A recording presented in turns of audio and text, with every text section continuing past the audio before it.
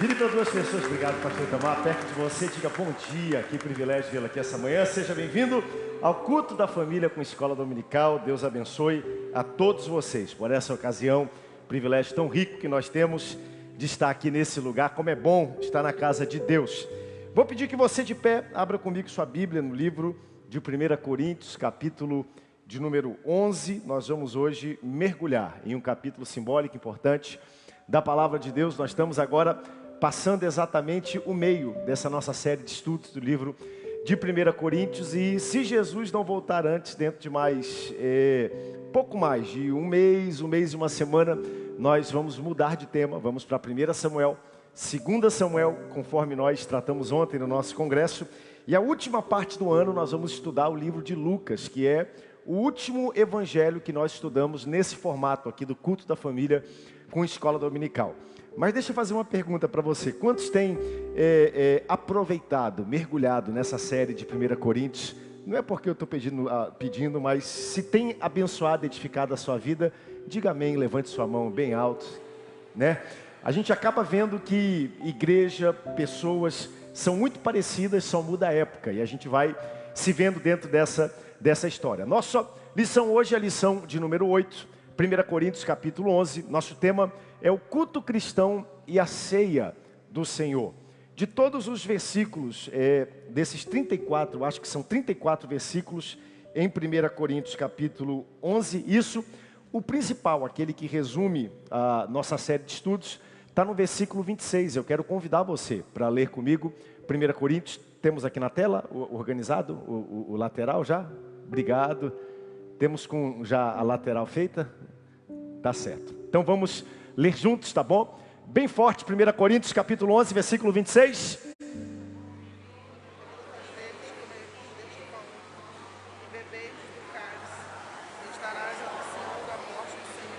Vou pedir que você olhe novamente, versículo 26, vamos ler compassadamente, tem aqui na tela, está lá em cima, texto áureo, o primeiro ponto, bem forte, 1, 2, 3. Isso. Anunciais a morte do Senhor até que Ele venha. Nossa verdade prática diz que a Santa Ceia é um memorial que celebra a vida, morte e ressurreição de Cristo até que Ele venha, louvado seja o seu nome. Um capítulo simbólico da palavra do Senhor. E o capítulo 11 é um capítulo que não traz só recomendações sobre a Santa Ceia. A gente cita mensalmente isso aqui quando celebramos a ceia, mas ele vai falar um pouco sobre o uso do véu, e nós vamos dar uma olhadinha. Na verdade, o foco desse capítulo são alguns desafios em relação ao culto cristão, a celebração que eles tinham naquela época, e nós vamos ver do capítulo 11 para frente, principalmente 3 pontos predominantes. Primeiro, a questão do uso do véu e da decência da vestimenta no culto cristão. Segundo, vamos ver algumas incompreensões acerca da Santa Ceia que aconteciam naquela época. E terceiro, o emprego dos dons espirituais unindo a igreja. Claro que o capítulo 11 trata dos 2 primeiros, a questão do véu, como você pode ver aí no ponto de número 1. E do ponto de número 2 para frente, vamos tratar sobre a Santa Ceia do Senhor, que também é chamada da festa da salvação. Nós vamos ler juntos nessa manhã, 1 Coríntios capítulo 11, versículo 23 até o versículo 34. Quero convidar você a identificar aí na sua Bíblia. 1 Coríntios 11, 23 em diante, eu vou ler o 23, você vai ler o 24 bem forte, e aí nós vamos ler até o final do capítulo. Diz assim a palavra do Senhor: porque eu recebi do Senhor o que também vos entreguei, que o Senhor Jesus, na noite em que foi traído, tomou o pão.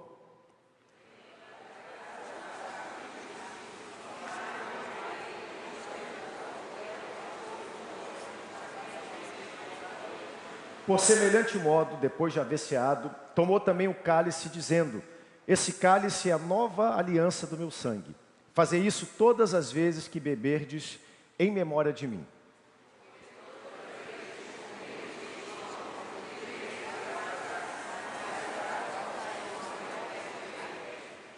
Por isso, aquele que comer o pão ou beber o cálice do Senhor indignamente, será réu do corpo e do sangue do Senhor.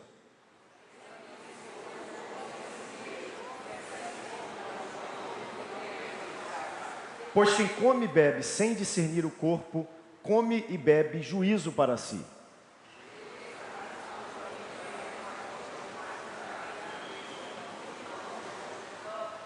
porque se nós julgássemos a nós mesmos, não seríamos julgados.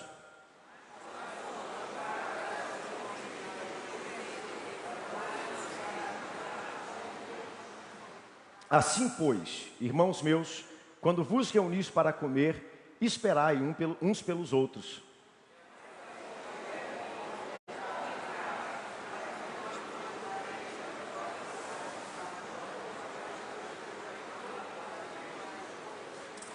Pai, fala conosco nessa manhã, que esse breve, curto período que nós temos seja um período abençoador, edificador ao nosso coração, que possamos sair desse lugar dizendo verdadeiramente o Senhor falou aos nossos corações. Que assim seja para nossa alegria e glória do nome de Jesus. Amém e amém. Corpo sentado, mas a alma de pé nessa manhã.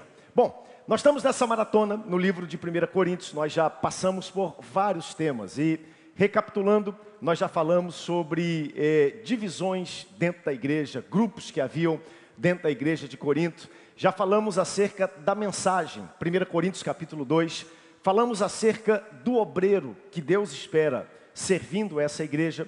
Do capítulo 5, 6 ali para frente, começamos a falar de litígio entre os irmãos. Falamos sobre dúvidas que os coríntios tinham acerca do casamento. Do versículo 8 para frente, nós desembarcamos um tema que ainda vai aparecer aqui no capítulo 11, acerca da liberdade cristã. Como é que se usa e se usufrui da nova liberdade que esses irmãos tinham, de maneira que a igreja ande unida. Paulo fala sobre equilibrar alguns assuntos que não são nem certos e nem errados, dependendo do contexto aonde eles são aplicados. E como eles são aplicados, eles podem se tornar errados. E Paulo estabelece um princípio que a gente conhece muito. Tudo me é lícito, mas nem tudo me convém. Tudo me é lícito, mas nem tudo edifica. A igreja, ela não anda pela licitude, ela anda por aquilo que edifica, por aquilo que constrói a fé do próximo. E agora nós entramos num último ponto que nós vamos estudar, e nós vamos falar um pouquinho sobre alguns desafios que apareceram no culto de celebração a Deus. Tanto que o nosso tema hoje é o culto cristão e a ceia do Senhor. E no capítulo 11 ele fala exatamente disso, do culto e da ceia do Senhor. O primeiro ponto que nós temos aqui nessa manhã fala do uso do véu e de extremos que devem ser evitados. Qual era o pano de fundo do que acontece aqui nesse capítulo e é importante colocar? Naquela época, na sociedade grega, e não só na sociedade grega, mas nós temos aqui uma confluência de três sociedades muito importantes. Primeiro, a sociedade grega, que era a cabeça pensante, a cultura dominante daquela época. Eu poderia hoje estabelecer que nós estamos no Brasil, mas a nossa sociedade ela é muito influenciada, por exemplo, pela cultura americana. Um pouco do jeito que nós nos vestimos. Se você ligar a sua rádio, você vai ouvir músicas tocando em inglês. Por quê? Porque a cultura dominante hoje no mundo é a cultura americana. Nós não entendemos o idioma, não é o nosso idioma, mas é uma cultura muito prevalente no mundo.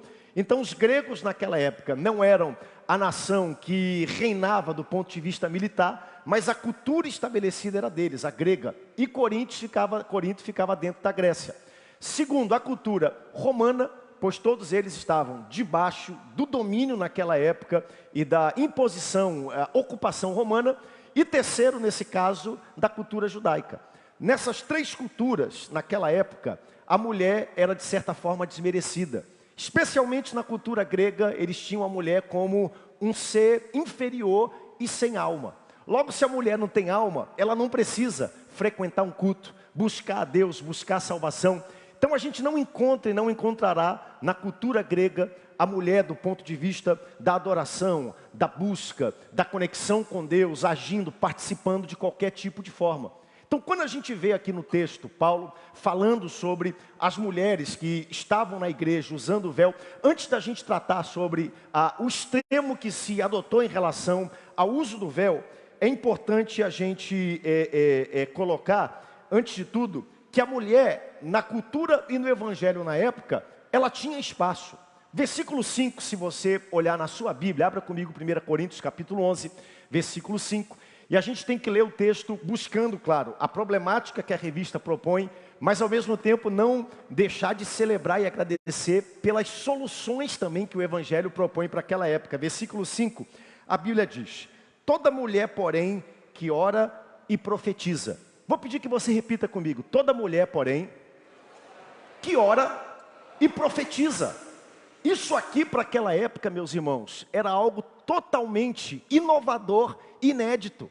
Numa época onde a mulher não frequentava, onde a mulher supostamente não tinha alma, não podia servir, não podia se envolver, o evangelho aparece, inclui a mulher, e aqui o apóstolo Paulo coloca isso agora em discussão e apreciação, e ele diz: toda mulher que ora e profetiza, porque no evangelho mulheres têm lugar, mulheres oram e profetizam no meio do reino de Deus. Essa ideia aqui é uma ideia completamente escandalosa para aquela época. Uma mulher no meio de um culto de celebração levantar e profetizar. Uma mulher no meio de uma reunião de celebração poder compartilhar, poder orar naquele local. Eu falei aqui na lição passada, não há nada mais resgatador na história da humanidade para o papel da mulher, para a dignidade da mulher do que o poder transformador do evangelho. É o evangelho que faz isso. O evangelho é visto na cultura como algo milenar, ultrapassado, como algo que só coloca peso sobre o homem, sobre a mulher, mas nós descobrimos que desde a antiguidade o evangelho é quem resgata o papel e a dignidade das pessoas.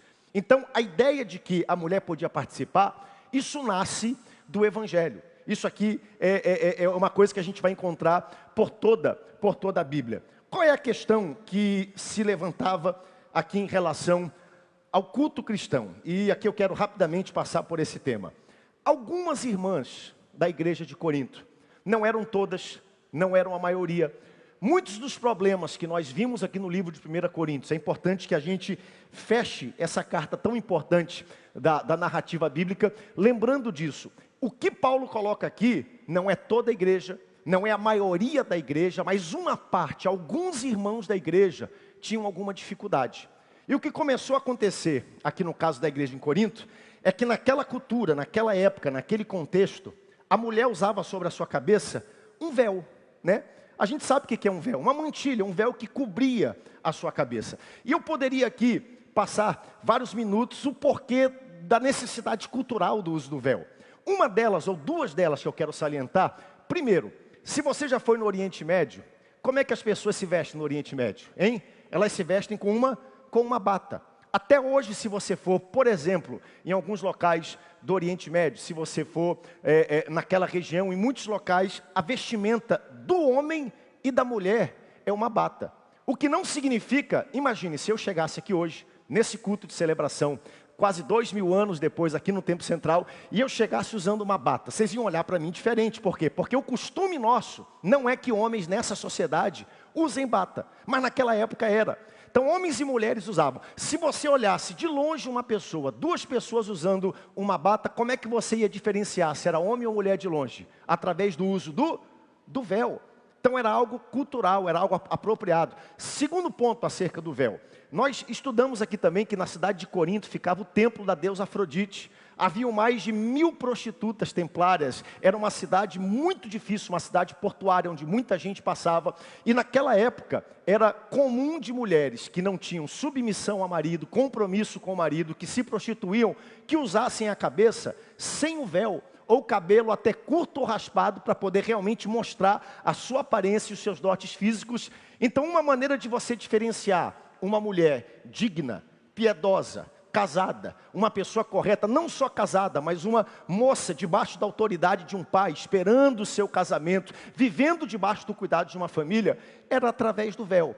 Então isso era a cultura da época, era o costume. Era assim que funcionava na cultura grega, era assim que funcionava na cultura romana e era assim que funcionava na cultura judaica. E em muitos lugares do mundo é assim que funciona até os dias de hoje. O que começou a ocorrer com algumas irmãs de Corinto? Ou seja, debaixo dessa nova liberdade que o evangelho proporciona, debaixo desse novo momento onde se podia participar da celebração, profetizar na celebração, orar na celebração, onde mulheres eram tidas como um ser sem alma e agora são incluídas, ou seja, no mesmo papel e no mesmo patamar perante Deus e os homens. Qual foi a dificuldade? Algumas mulheres dizemos, bom, já que nós somos livres então, não vamos mais usar o véu, pronto. Nós vamos tirar o véu e vamos participar do culto de celebração a Deus sem o uso do véu. Então dá para imaginar a dificuldade que isso causou na cultura daquela época. Não era comum. não era algo usual, né, do ponto de vista da decência, de quem olhava de longe uma mulher cristã se estabelecer dessa forma. Então isso começou a criar alguns problemas dentro do culto de celebração, da reunião de celebração que acontecia naquela época, ao ponto que os irmãos de Corinto agora pegam e escrevem para o apóstolo Paulo acerca disso. Eles agora estão perguntando para Paulo, e a pergunta é: como é que nós tratamos acerca dessa questão aqui do uso do véu? E o interessante é que no versículo 2, se você der uma olhadinha na sua Bíblia, nós vamos ver Paulo falando algo que até então parece ser algo novo e algo inusitado. No versículo 2, Paulo vai dizer assim: de fato, eu vos louvo. Até aqui a gente vai ver Paulo, de certa maneira, corrigindo, Paulo alinhando, Paulo exortando a igreja de Corinto. Mas quando chega no capítulo 11, no iniciozinho, ele vai dizer: irmãos em Corinto, eu louvo vocês. Por quê? Porque eu deixei para vocês uma tradição oral. Eu deixei para vocês um jeito de se fazer as coisas. E quando a gente fala dessa tradição e que nós estudamos aqui, naquela época não tinha Bíblia escrita como nós temos hoje. Então a igreja, até esse ponto, ela caminhava e ela vivia de uma tradição oral deixada pelo apóstolo Paulo. Paulo ficou durante 18 meses na cidade de Corinto, e durante esses 18 meses, ele pregou, ele ensinou a eles a celebrarem a Santa Ceia, ensinou quais eram os padrões da celebração do culto cristão, como se relacionar acerca disso. Agora Paulo vai embora, né? Paulo continua plantando outras igrejas, e quando a igreja caminha sozinha agora, essas dificuldades começam a aparecer dentro do culto de celebração. A hora que a gente coloca aqui no texto, claro, ele está falando acerca do véu, e o véu representa aqui nesse contexto uma peça e um adereço que diferenciava as mulheres. O princípio aqui desse texto é a ordem e a decência. O culto de celebração a Deus, ele tem um padrão de ordem e um padrão de decência. Quem pode dar um glória a Deus bem forte por isso, né? A gente está vivendo numa época, e a aplicação desse texto, e eu vou concluir por aqui, é que tudo se aceita. Tudo hoje tem que ser, né? A gente vive num contexto onde parece que esse padrão de reverência, esse padrão de decência é algo que está sendo esquecido, deixado para trás. Mas o resumo disso aqui é: entre quem serve a Deus e quem não serve a Deus, tem que haver algum tipo de diferença. Não dá para a gente olhar, por exemplo, numa parada de ônibus e você tem pessoas, e eu não estou dizendo que nós somos seres melhores do que ninguém, nada disso. Não estou dizendo que nós queremos nos posicionar acima das pessoas, mas quando você olha numa parada de ônibus, uma mulher que serve a Deus e uma mulher que não serve a Deus, você tem que olhar e ver a diferença. Aqui está uma serva de Cristo que testifica o Senhor até da forma que se veste. E isso se reflete dentro do culto de louvor e adoração a Deus.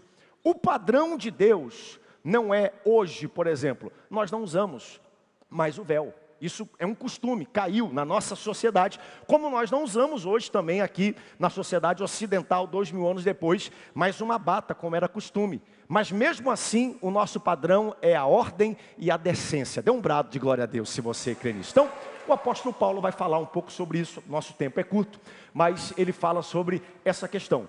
Criou estranheza. E aí Paulo está corrigindo, é apropriado. E aí você vai ver mais para frente ele perguntando: julgai entre vós, é apropriado que as irmãs, elas adorem? Versículo 13 do capítulo 11. Julgai entre vós mesmos, é próprio que a mulher ore a Deus sem trazer o véu?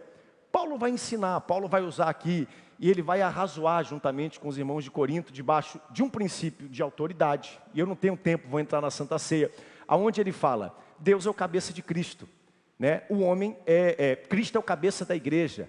O homem é o cabeça da mulher. Ele está falando agora de um princípio de autoridade bíblica que ele estabelece aqui nesse texto. Aonde existe uma autoridade de Deus, entre Deus, aonde Jesus sendo Deus, existindo em forma de Deus, ele defere a autoridade ao próprio Deus. Ele fala sobre a relação da igreja com Cristo, está aqui nesse texto também, porque Cristo é o Senhor da igreja.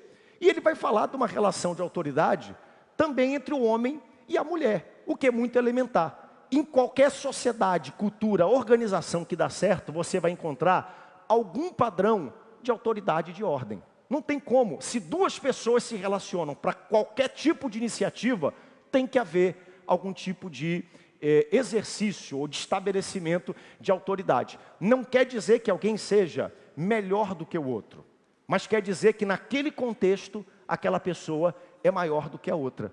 Jesus disse acerca de Deus, ele é, no livro de João, maior do que eu.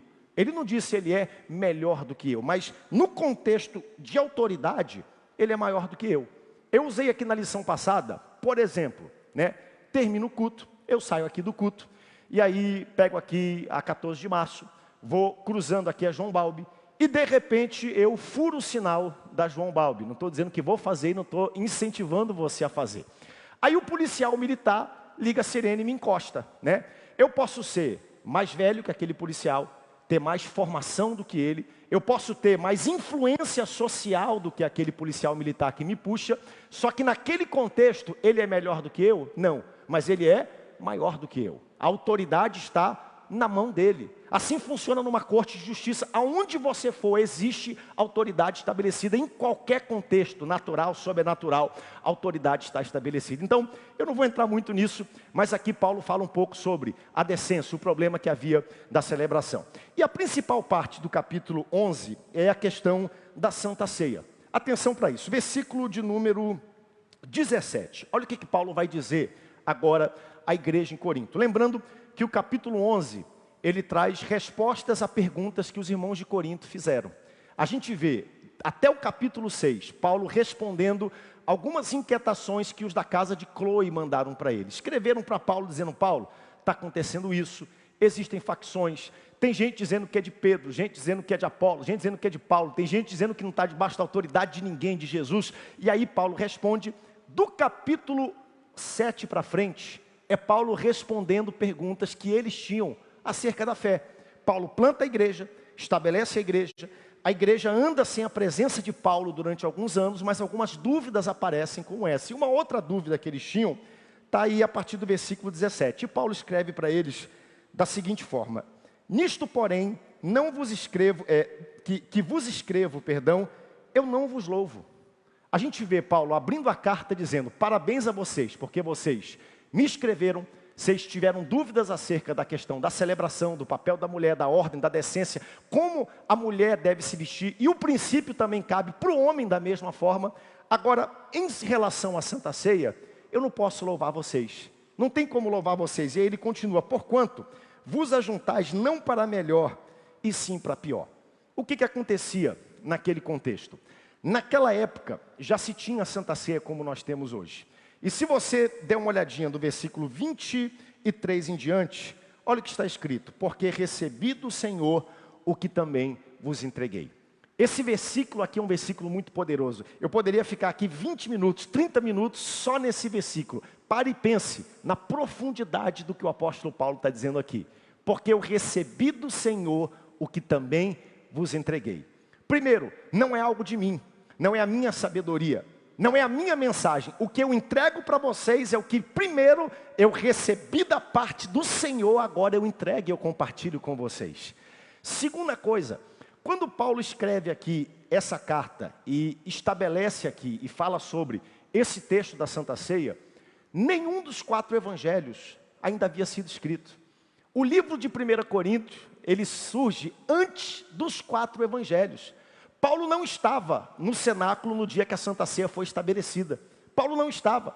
Então a pergunta que fica é, como foi que Paulo sabia disso? Como foi que Paulo entendeu, transferiu isso para a igreja de Corinto naquela época? E Paulo responde o capítulo 23, ele diz, eu não estava lá pessoalmente, eu não participei daquela primeira ceia, só que tem um detalhe, eu estive com Jesus, eu vi Jesus, ele me revelou e o que eu recebi do Senhor eu também vos entreguei, louvado seja o seu nome. Uma revelação divina.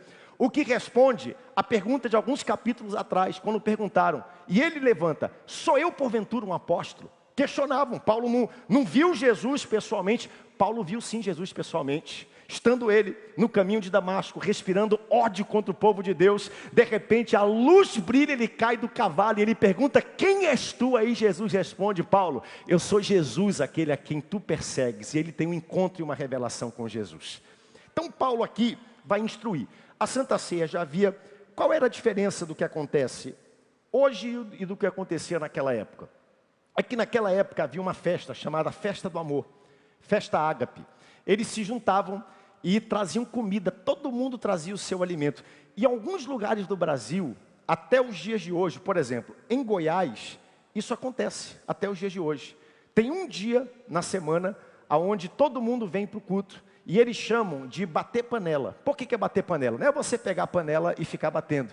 É que quando chega na igreja, antes do culto começar, tem uma mesa grande e todo mundo vai lá e casa a sua panela. Tem uma panela e você já empurra a sua, toque, bate na outra panela. Aquela mesa fica cheia, fica bonita, cheia de alimentos. Aí quando termina o culto, os irmãos, eles descem, eles compartilham daquela refeição juntos e depois eles ministram a Santa Ceia. O que acontecia aqui nesse contexto? E é importante a gente lembrar, novamente, o Evangelho era o único lugar e o único fórum naquela época que reunia homens e mulheres. É por isso que Paulo diz, olha, em Jesus não há grego, não há judeu, não há pobre, não há rico, não há homem, não há mulher. Ele morreu por todos, salvou todos, alcançou todos, tem um propósito para a vida de todos. E naquela época, esse local era o único local onde mestre e escravos sentavam juntos. Era uma representação que perante o Senhor, que é maior do que qualquer mestre que existe aqui na terra, nós estamos nivelados e nós temos comunhão uns com os outros. Na mesa da ceia não existe mais formado, menos formado, mais próspero, menos próspero. Não existe branco, negro, índio, amarelo, japonês, asiático. Na mesa da ceia não existe homem e mulher. Na mesa da ceia só existe homens remidos, lavados e alcançados pelo sangue do Senhor Jesus. Nós somos nivelados nesse lugar. Na mesa da ceia, todos nós somos iguais. Qual é a nossa condição na mesa da ceia? Nós éramos pecadores, mas pelo seu sangue derramado na cruz do Calvário, nós somos perdoados e temos acesso ao céu. Esse é o nosso contexto. Na ceia, nós lembramos do leito cruento. Na ceia nós fazemos isso em memorial. É por isso que a Bíblia diz, façam isso em memória de mim. Em memória do quê? Não só a memória da dor, Jesus sofreu. Não só a memória do sangue derramado, seu sangue foi derramado. Não só na memória do corpo dele que foi rasgado, mas na memória da sua vinda, porque um dia ele voltará. Quem bebe, quem faz parte disso, anuncia a minha vinda. Essa é o memorial da Santa Ceia. O problema é que os irmãos se juntavam, aí quem não tinha alimento não trazia nada, porque eram pessoas pobres, escravas. Quem tinha condições trazia vinho, pão, cereais, colocava. Quando chegava a hora da festa do amor, quem não tinha nada, continuava sem nada. E quem tinha muito, comia até o botão da camisa abrir, ficava embriagado. E quando chegava a hora de ministrar a Santa Ceia, já se foi a comunhão. Entre o mar e o rochedo, quem morre é a sardinha. Quando chegava a hora de ministrar a ceia, já não tinha mais ambiente, já não tinha mais clima, né? O irmãozinho aqui do lado sem nada, passando fome, o outro aqui enchendo a pança, comendo tudo que tem. Aí Paulo diz, olha, quando vocês se reúnem, não é para celebrar a Santa Ceia. Porque quem está participando desse tipo de reunião, está saindo pior do que está chegando. E aí ele fala, parece até engraçado, parece até cômico quando a gente lê isso na Bíblia, mas a Bíblia, pastor Pádua usou ontem uma palavra no congresso, a Bíblia é muito crua, a Bíblia é muito nua, ela é muito direta, a Bíblia fala as coisas como elas são, ela não enfeita, ela não inventa nada disso. E aí Paulo vai dizer do versículo 20 em diante, quando pois vos reunis no mesmo lugar, não é a Santa Ceia do Senhor que vocês comem. E aí ele pergunta no versículo 22, não tendes porventura casas aonde comer e beber? Ou seja, se você quer, né, acabar com todo o açaí, acabe em casa antes de chegar na festa ágape.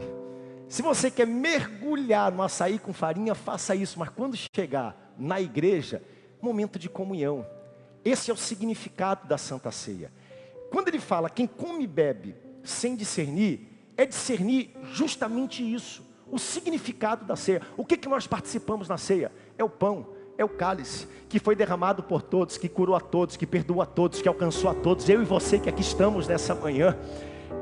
É a gente poder sentar naquele momento e não participar do pão e do cálice como sendo um ritual, né? Todo primeiro domingo aqui na nossa igreja, nesse culto de manhã nós temos ministração da Santa Ceia. E eu e você somos levados, é só um pão, é só uma bandeja que passa na nossa frente. É só um pedacinho de pão, é só um cálice, é uma retórica, é um ritual da vida cristã. E Paulo está dizendo, não é um ritual da vida cristã. Isso aqui é o corpo de Cristo, é o sangue de Cristo, é o significado da sua morte, da sua vinda. E ele diz no capítulo 10, quando você participa do pão, não é do corpo de Cristo, da vida de Cristo que vocês estão participando. E eu termino com esse ponto. Lembra que alguns capítulos atrás, quando Paulo fala da carne sacrificada a ídolos, ele fala sobre ambientes também, sobre cerimônias que aconteciam. E o que Paulo estava dizendo? Embora a carne por si só não maculasse a fé de quem a comesse, fizesse nenhum mal ou algum tipo de malefício espiritual, Paulo explica para eles, não é possível sentar na mesa do Senhor, que é a mesa da ceia, e na mesa de demônios. O que Paulo está dizendo? Esses ambientes que existem aí fora, você pode olhar e pode dizer, é só uma música, é só algo simples. Mas Paulo está dizendo, por detrás de tudo isso, existem demônios em atuação. Existem entidades espirituais que estão agindo, influenciando aquele ambiente. E quando você participa daqueles ambientes, você pode não estar abraçando diretamente, concordando com o demônio, mas você está se solidarizando com o que ali é apresentado. De igual forma, a Santa Ceia. O pão, você vai comer, vai continuar sendo no seu corpo um pedaço de pão. O cálice que você vai tomar, vai continuar sendo um pouquinho do suco da uva que você vai tomar. Mas aqui está o grande mistério da ceia. Paulo está dizendo, esse ambiente, ele é controlado pelo Espírito Santo. Ele está presente, ele influencia, ele toca o nosso coração. Quem participa disso, está debaixo de uma ação direta do poder do Espírito Santo de Deus. Então ele fala, quando vocês forem participar da ceia, discernam, né? É tão precioso o momento da ceia.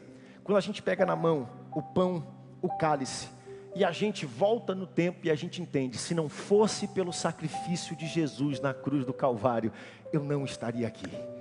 Se não fosse por um Deus poderoso que me amou e me amou ao ponto da morte, alguém tinha que pagar pelos pecados, e alguém pagou pelos pecados. Jesus pagou pelos seus pecados. O escrito de dívida, de morte, de repreensão que estava sobre mim, sobre você, sobre sua família, foi pago, anulado por Jesus na cruz do Calvário. Por isso Jesus morreu, por isso o Pai virou o rosto dele, por isso Jesus entrou no túmulo. Mas a boa notícia, as boas novas do Evangelho, o túmulo não segurou, o pecado não segurou, ele ressuscitou ao terceiro dia, e ele vive para todo sempre, e um dia nós viveremos com ele. E a Santa Ceia é o momento que nós temos, todo mês, de pegar o pão, o cálice, dizer, Senhor, muito obrigado, muito obrigado. Você pode agora dizer para ele, fechar os seus olhos, dizer, Senhor, muito obrigado pelo teu sacrifício, muito obrigado pela tua obediência, muito obrigado pelo teu amor, muito obrigado pela tua resiliência. Eu não merecia nem sequer um olhar teu, Senhor.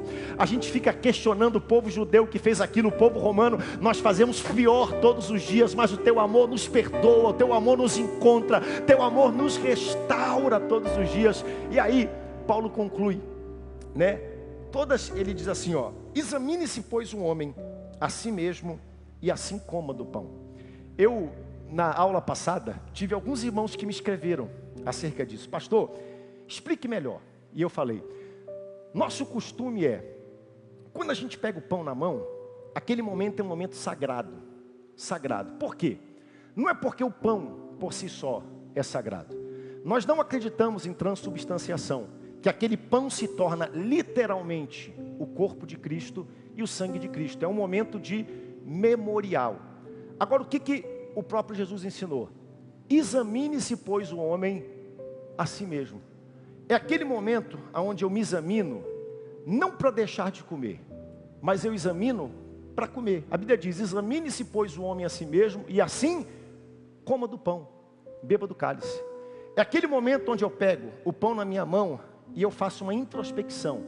E meu querido, minha querida, é impressionante como, se você fizer uma introspecção verdadeira, o Espírito Santo vai falar ao seu coração. Quem é que sabe ouvir a voz do Espírito Santo? Ele vai dizer assim, ó, perdoa aquela pessoa, volta lá atrás e corrige aquilo que você fez. A gente fez alguma coisa e achou, poxa, eu botei para quebrar, falei tudo aquilo que eu queria falar. Quando você fecha a porta e sai, o Espírito Santo fala, está errado, você errou, você passou da dose. Nesses momentos o Espírito Santo diz, ó, você vai participar do pão, mas terminando, vá lá e resolva esse problema. Eu não estou falando de viver em pecado, é outra coisa. Eu estou falando do examine-se, pois, o homem a si mesmo e coma do pão, beba do cálice. Porque quem faz isso sem discernir, come e bebe juízo para si. Aí ele diz, se nós examinássemos a nós mesmos, nós não seríamos julgados. Se a gente aproveitasse esse momento para discernir a profundidade, o poder que existe nesses momentos, nós não seríamos julgados com o mundo. Levante suas duas mãos aos céus. Pai, nós queremos te agradecer nessa manhã. Queremos te agradecer pela tua bondade. Queremos te agradecer pela tua palavra, pela tua instrução. Queremos te agradecer, Pai, porque até os dias de hoje essa palavra fala o nosso coração. Queremos te agradecer pelo teu sacrifício na cruz do Calvário, pelo teu corpo que foi moído pelos nossos pecados, pelo teu sangue que foi derramado, pela representação, pelo significado, Senhor, pelo privilégio que eu tenho de me examinar. O que eu merecia era ser julgado naquele momento, Senhor, sumariamente, mas tu me permite me restaurar, me examinar, discernir o significado desse momento e, acima de tudo, Senhor, me solidarizar contigo na tua morte, no sacrifício que tu fizeste na cruz, mas acima de tudo isso, me solidarizar contigo na tua vida e no teu retorno, porque eu também viverei e um dia estarei contigo para todo sempre. Ministra sobre tua igreja, que possamos crescer, amadurecer na fé, assim como Paulo era o instrumento que todos os dias ia alinhando, exortando, colocando no prumo, no rumo àquela igreja. Hoje nós temos pastores, mestres, profetas, evangelistas, ensinadores, professores, e temos o teu Espírito que fala ao nosso coração, que possamos também andar na verdade, viver na verdade, para um dia estar contigo, para todo sempre. Assim nós te pedimos em nome de Jesus, amém, amém e amém.